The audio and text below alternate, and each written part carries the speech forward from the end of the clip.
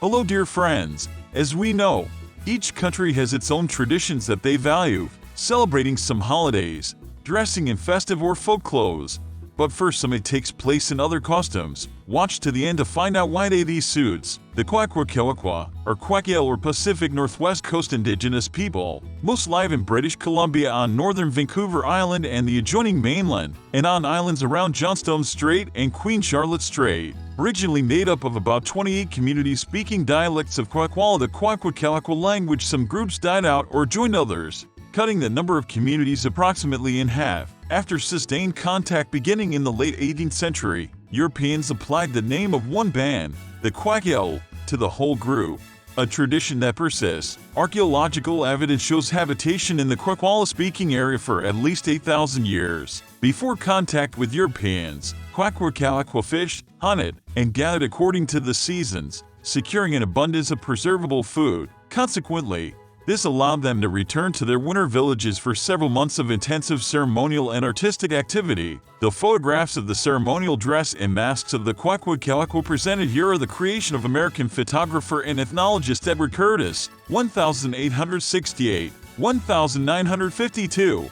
famous for his work with Native American people. The first documented contact with Westerners was in 1792 during the expedition led by English officer Captain George Vancouver, and was soon followed by colonies of Europeans settling on Canada's west coast. As was often the way, with settlers came disease, and the Kwakwaka'wakw population dropped by up to 75% between 1830 and 1880. Kwakwaka'wakw oral history says their ancestors, Namama, came in the forms of animals by way of land, sea, or underground. When one of these ancestral animals arrived at a given spot, it discarded its animal appearance and became human. Animals that figure in these origin myths include the thunderbird, his brother Colas, the seagull, orca, grizzly bear, or chief ghost. Some ancestors have human origins and are said to come from distant places. Ornate weaving and woodwork were important crafts, and wealth, defined by slaves and material goods, was prominently displayed and traded at potlatch ceremonies. These customs were the subject of extensive study by the anthropologist Franz Boas. In contrast to most non-native societies, wealth and status were not determined by how much you had, but by how much you had to give away. This act of giving away your wealth was one of the main acts in a potlatch. The potlatch culture of the Northwest is well known and widely studied. It is still practiced among the Kwakwaka'wakw, as is the lavish artwork for which they and their neighbors are so renowned. The phenomenon of the potlatch, and the vibrant societies and cultures associated with it, can be found in chiefly feasts. The enduring Kwakwaka'wakw potlatch, which details the incredible artwork and legendary material that go with the other aspects of the potlatch, and gives a glimpse into the high politics and great wealth and power of the Kwakwaka'wakw chiefs. When the Canadian government was focused on the assimilation of First Nations, it made the potlatch a target of activities to be suppressed. Missionary William Duncan wrote in 1875 that the potlatch was by far the most formidable of all obstacles in the way of Indians becoming Christians, or even civilized. In 1885, the Indian Act was revised to include clauses banning the potlatch and making it illegal to practice. Eventually, the act was expanded to prohibit guests from participating in the potlatch ceremony. The Kwakwaka'wakw were too numerous to police, and the government could not enforce the law. Kwakwaka'wakw arts consist of a diverse range of crafts, including totems, masks, textiles, jewelry, and carved objects, ranging in size from transformation masks to 40 ft. 12 m tall totem poles. Cedar wood was the preferred medium for sculpting and carving projects, as it was readily available in the native Kwakwaka'wakw regions. Totems were carved with bold cuts, a relative degree of realism, and emphatic use of paints. Masks make up a large portion of Kwakwaka'wakw art, as masks are important in the portrayal of the characters central to Kwakwaka'wakw dance ceremonies.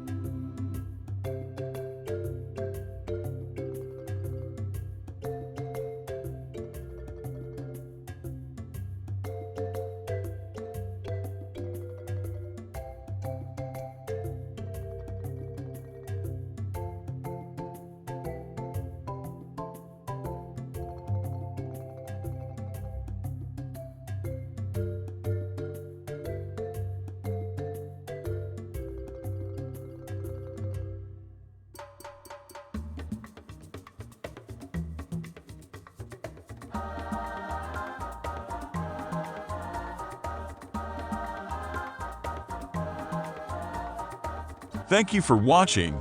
Put like so that I would look for exclusive photos further. You can look at other interesting videos on my channel.